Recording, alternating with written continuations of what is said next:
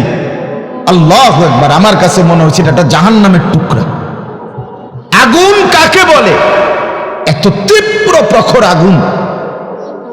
ওইখানে মনে করেন ওই বিল্ডিংটা আমার এখান থেকে মানে গরমের হাট লাগতেছে, আমি পারতেছি না আগাইতে, অথচ ওইখানে দাঁড়াইয়া দেখছি কর্মচারীরা বড় বড় লোহার আংটার মতো এগুলো দিয়ে দিয়া পাথর এগুলো লাড়তেছে, আরামসে হেতে কথাও কয়, তিড়েও লাড়ে, মানে অথচ আগুনটা কি আগুন, জাহান্নামের আগুনের মতো। কিন্তু তার ধৈর্য কুলাইলো কেমন? আল্লাহ বলেন এটা আমি বন্টন করি, আমি এই দুনিয়ার কর্ম বন্টন করি, ফলে এই দুনিয়ার এই স্বাভাবিকতা ভারসাম্য টিকে আছে। আমরা আল্লাহর সাথে বেশি তুচ্ছ অবজ্ঞা করছি, আমরা জানি না আমাদের শেষ পরিণতিটি। ওমা কাদারুল্লাহ হাক্কা কদরি, আল্লাহ বলছে বান্দা তোমরা আমাকে যথোপযুক্ত কদর করলা না। আসসামাওয়াতু মাতবিয়াতুম বিয়ামিনি, আল্লাহ বলে জানো বান্দা আমি সেই আল্লাহ যে চাইলে এক সেকেন্ডে এই 7 আসমান একটা পলকের মধ্যে মিনিটের ভিতরে গুটাইয়া আমি আমার কুদরতি হাতে নিয়ে আসতে পারি। তুমি কোন নেতার উপরে ভরসা করে অহংকারী করছো? কিসের উপর? তোমার এই বিল্ডিং না, তোমার এই টাইলস, তোমার এই 5 তলার ফাইলিং, তোমার এই ইঞ্জিনিয়ারের নিশ্চয়তা, আপনার এই সয়েল টেস্ট রিপোর্ট, এটার উপরে ভরসা করে আপনি অহংকার করছেন না? স্বামী বিদেশ, এ কারণে মা বোন বাজারে ঘুরছেন না? বাপ তোমাদের ছেলেরা, তোমাদের বাবা কিছু টাকা রোজগার করছে, এই কারণে জিন্দেগি এভাবে ফেলে দিলা। এক ওয়াক্ত নামাজ পড়তে মন চায় না, তাহলে আল্লাহ লাগবে না বন্ধু? না, মালিক লাগবে না? সোজা কথা, অনুভূতি জাগা দরকার দোস্ত, বিবেক জাগা দরকার।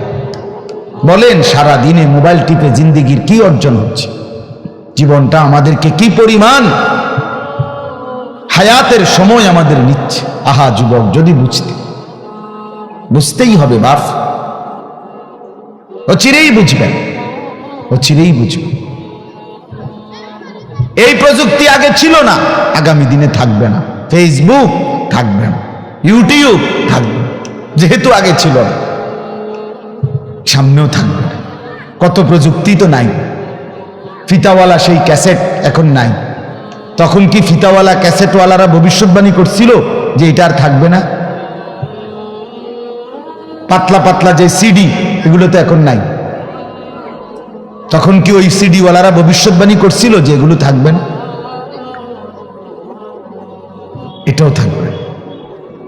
ওয়াখলুকুকুম মা লা তা'লামুন, কোরআনুল কারীমে আছে, আল্লাহ তাআলা বলেন ওয়াল খাইলা ওয়াল বিগালা ওয়াল হামিরা লিতারকাবুহা ওয়া জিনা, আমি আল্লাহ তাআলা গাধা, ঘোড়া, খচ্চর তোমাদের যানবাহনের জন্য দিয়েছি। মজার কথা হলো এরপরে আল্লাহ বলছে এরপরে আমি অচিরেই সামনে আরো অনেক কিছু বানাবো, সৃষ্টি করতে থাকবো যা তোমরা জানো না। মুফাসসিরিনে কেরাম বলে এই কথাটাই প্রমাণ করে কোরআনের যে পৃথিবীর কোনো আধুনিকতাই এখানে শেষ হবে না, এর চাইতে আবার আগে বাড়বে, আরো সামনে হবে। বুঝেন নাই কথাটা? আধুনিকতা এখানে শেষ,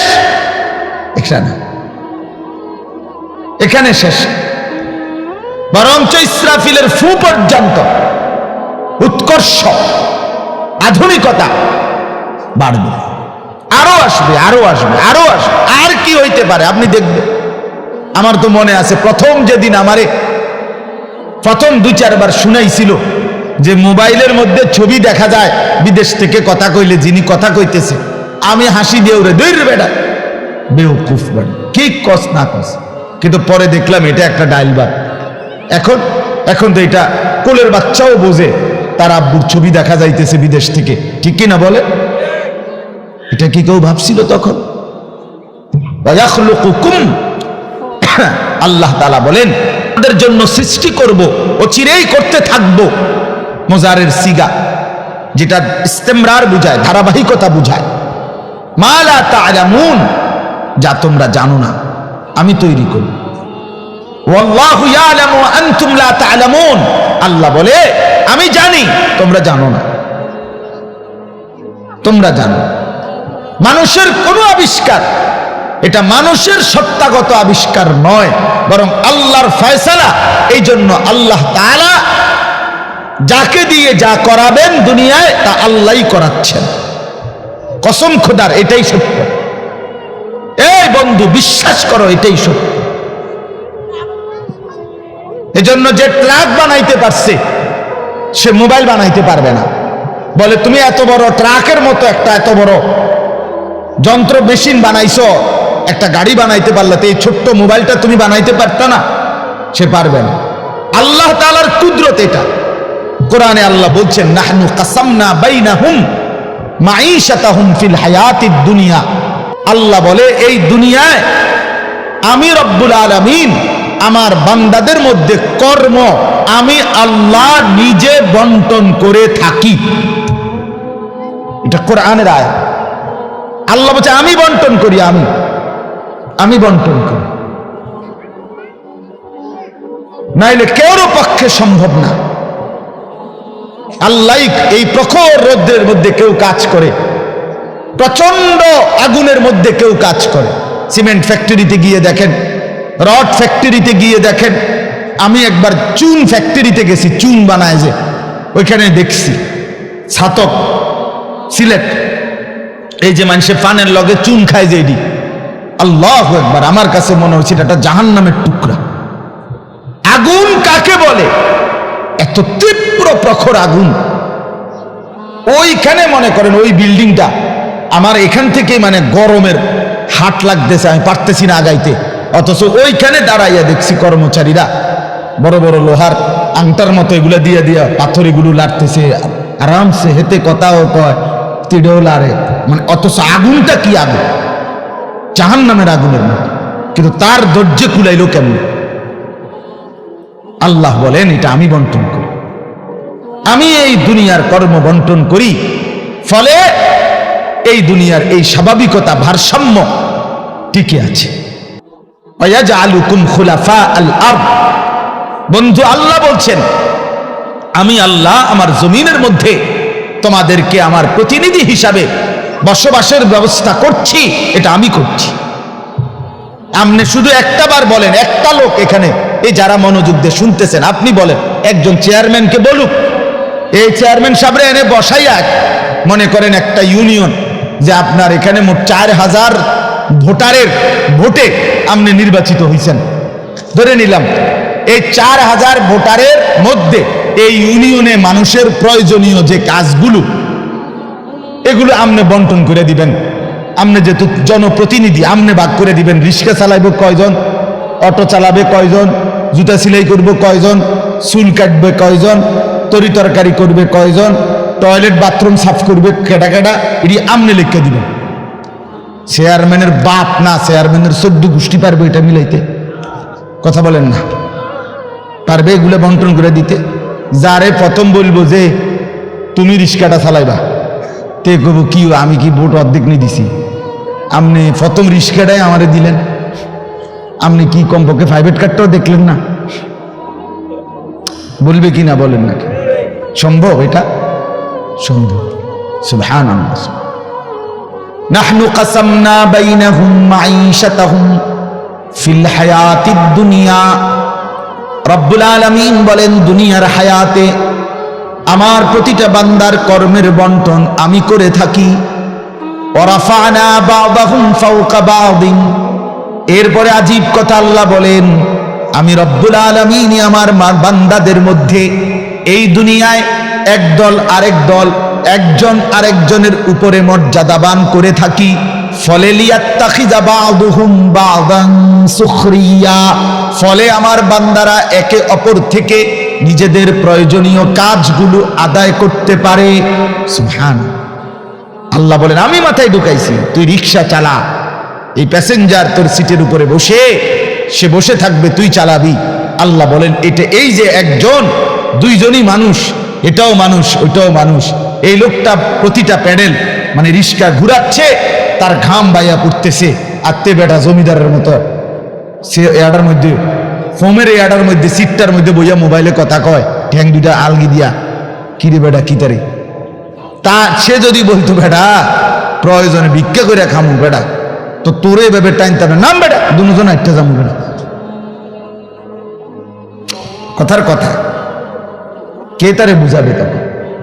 কিন্তু আল্লাহ তাআলা বলেন আমি আমার এই বান্দাদের মধ্যে বুঝাইছি, একজন ড্রাইভার, একজন প্যাসেঞ্জার, একজন বিক্রেতা, একজন ক্রেতা, একজন সারাটা দিন মেহনত। আহা বন্ধু, আমি তো অনেকবার, আমি ঢাকা যখন পড়ালেখা করছি কত সময় তাকায় দেখছি এই যে গার্মেন্টস মিল ফ্যাক্টরির শ্রমিকরা, ছেলে মেয়েগুলো কি পরিমাণ মানবেতর জিন্দেগি, তারা এই 8 ঘন্টা 10 ঘন্টা ওভার টাইম করে ডিউটি শেষ করে ছোট্ট ছোট্ট খুপড়ির মতো কোন রকম জিন্দেগির জীবনটা তারা কষ্ট করে চালায়, অল্প কয়টা টাকা বেতন পায়, বেতনটার জন্য কত সময় কত আন্দোলন করতে হয় তাদেরকে, এই সামান্য কয়টা টাকা দিয়ে তারা জীবনটা নির্বাহ করে বছরের পর বছর, অথচ তাদের সেই কষ্টের মেহনতের পরিশ্রমের পণ্যটা বিক্রি করে মালিক ও পক্ষ কোটি কোটি টাকার রাজপ্রাসাদে আলিশান বিত্ত বৈভবের মধ্যে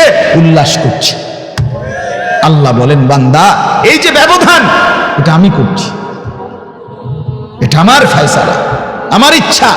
আমি যাকে মন চাই ধনী বানাই, আমি যাকে মন চাই গরিব বানাই, আমি যাকে মন চাই সম্পদের প্রাচুর্য বাড়িয়ে দেই, আমি যাকে মন চাই সম্পদ কমিয়ে দেই।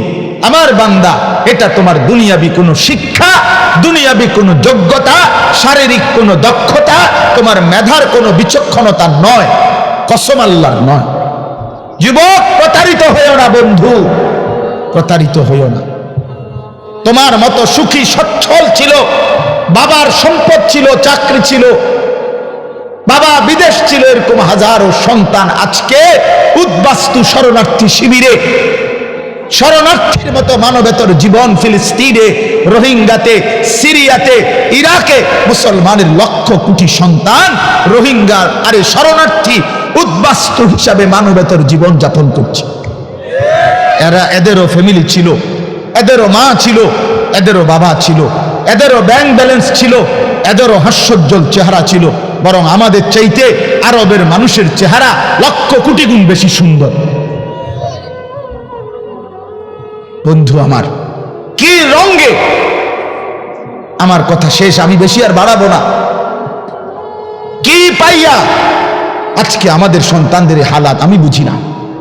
আরে বন্ধু কি গুপ্তধন পাইয়া গেলা, কোন জমিদারি পাইয়া গেলা, যে জমিদারির কারণে আল্লাহকে এভাবে ভুলে গেলা? কারণটা কি? মুসলমানের বাবারা এভাবে ভুলে গেলেন কেন? মুসলমানের মারা এভাবে বেপর্দায় নামে গেলেন কেন? মুসলমানের বোনেরা এইভাবে অসভ্যতায় নেমে গেল কেন? হায়া কোথায়, লজ্জা কোথায়, শরম কোথায়? আল্লাহকে এভাবে ভুলে গেলেন কেন? যে ঘরে বাপ মা জীবিত, অথচ খোদার 365 দিনে একটা বছরে, একটা 16 বছরের 18 বছরের ছেলে মেয়ে, আহা আপন মা বাপ জীবিত থাকতে কোনদিন একটা বছরে ফজরের নামাজ পড়ল না। এত বড় জানোয়ার মুসলমানের ঘরে ঘুমায় কেন বলে? এত বড় অসভ্য এক মুসলমান বাবা মা এই সময় এত বড় নাফরমান নিয়ে এই ঘরে জীবন চলছে কেন? কারণটা কি? আল্লাহকে এভাবে ছেড়ে দিলেন কেন? আখিরাত এভাবে ভুলে গেলেন কেন? কি ব্যাপারটা কি? হ্যাঁ, এই পৃথিবীর চারদিকে চতুর্দিকে যদি মুসলমান মজলুম হয়, নির্যাতিত হয়, তা আমরা কি মাটির মধ্যে না, নাকি আমরা চাঁদের দেশে? আমরা মাটিতে থাকি না উপরে থাকি? তো এই জন্য যুবক ভাই নষ্ট হইও না, বাপ নষ্ট হইও না। এই বন্ধুর কথা মনে রাখো, আমরা মূর্খ না। আলহামদুলিল্লাহ পড়ালেখা আমরাও করছি, জেনারেল লাইনেও পড়ালেখা করছি, মাদ্রাসার লাইনেও পড়ালেখা করছি। শতভাগ আস্থা নিয়েই বলতেছি, বুঝ নিয়েই বলতেছি। আমি কুমিল্লা ভিক্টোরিয়া কলেজ থেকে মাস্টার্স পাস করছি, আলহামদুলিল্লাহ। সরকারি আলিয়া মাদ্রাসা থেকে টাইটেল কামিল পাস করছি, কওমি মাদ্রাসা থেকে দাওরায়ে হাদিস পাস করছি। এই বুঝেই কইতেছি,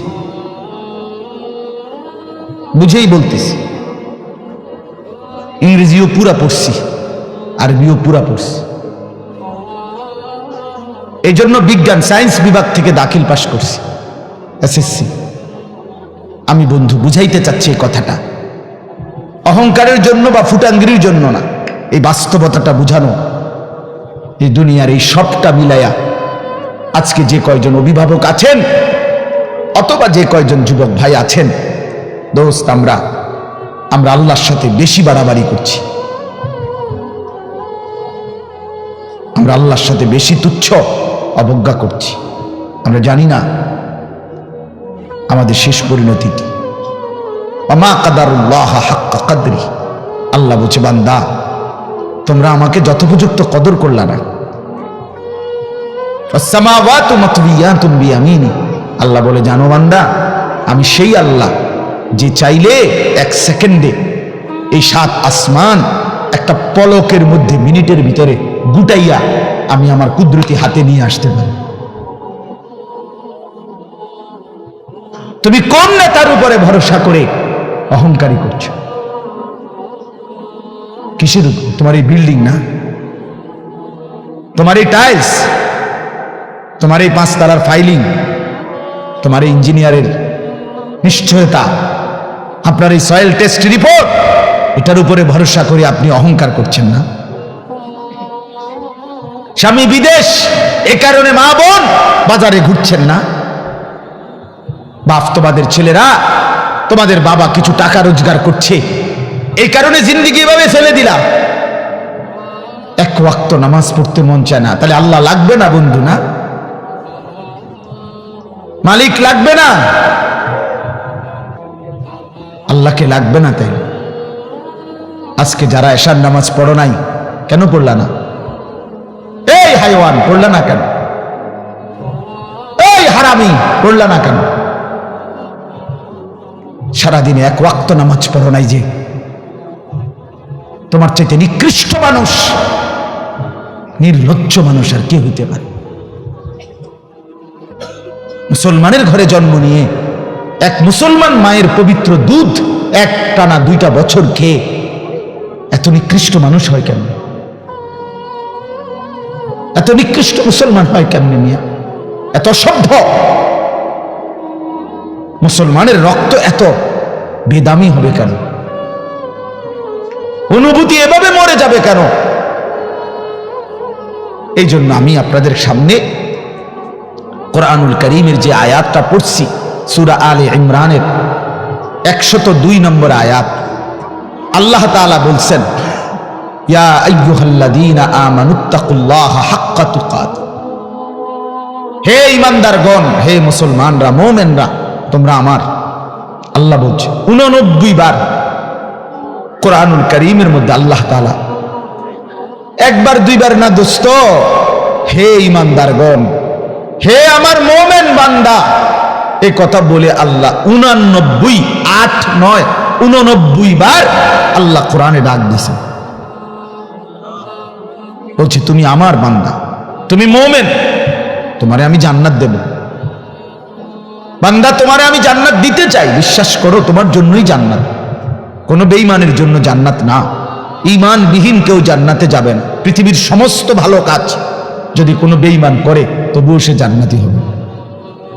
গোটা পৃথিবীটাও যদি কেউ মালিক হইয়া দান করে দেয়, এত বড় মহানুভব, কিন্তু সে বেঈমান, ঈমান হারা, কালেমা হারা, সে কশ্চিন কালেও পরকালীন মুক্তি পাবে না। ঈমান এইসা সম্পদ, ঈমান এতনা দামি জিনিস, এতটা দামি সম্পদ। ঈমান বিহীন গোটা পৃথিবীর কিছুরই কোনো মূল্য নেই।